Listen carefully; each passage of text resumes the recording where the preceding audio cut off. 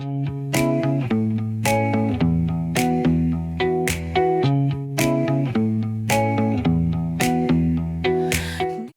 மன்னா சங்கீதம் 84:5 வசனம்.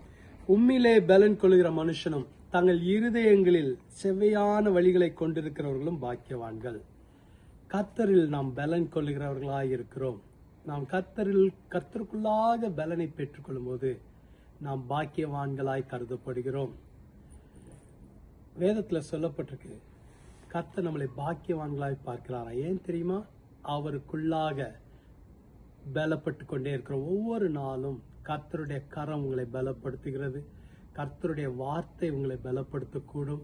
கர்த்தருடைய பிரசனம் நம்மளை பலப்படுத்தக்கூடும். கர்த்தருடைய பலனை பெற்றுக்கொள்கிறவர்களாய் நீங்கள் இருக்கிறபடினால் நீங்கள் பாக்கியவான்கள், பாக்கியவதிகள். இந்த வசனத்தின் 2வது பகுதி சொல்கிறது, தங்கள் இருதயங்களில் செவ்வையான வழிகளை கொண்டிருக்கிறவர்களும் பாக்கியவான்கள். நம்முடைய இருதயம் செம்மையானதை யோசிக்க வேண்டும், செவ்வையான வழிகளை பின்பற்ற வேண்டும். அப்பொழுது நாம் பாக்கியவான்களாய் இருப்போம். 2 காரியம் உங்களை பாக்கியவான்களாய் மாற்றும். கர்த்தருக்குள்ளாய்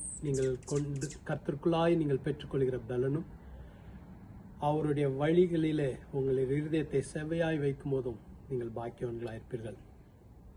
கர்த்தருடைய பலன் இன்னைக்கு உங்களை நிரப்பும். ஜெபிக்கலாமா?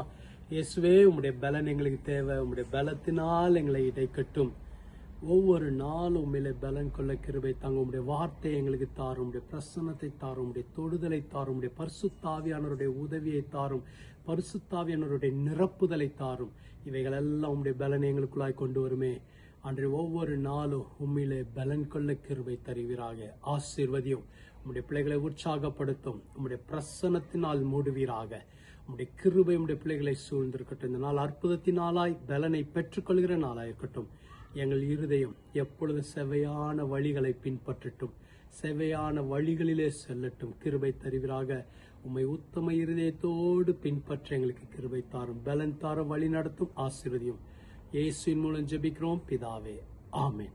கர்த்தர் உங்களை ஆசீர்வதிப்பாராக. ஆமென்.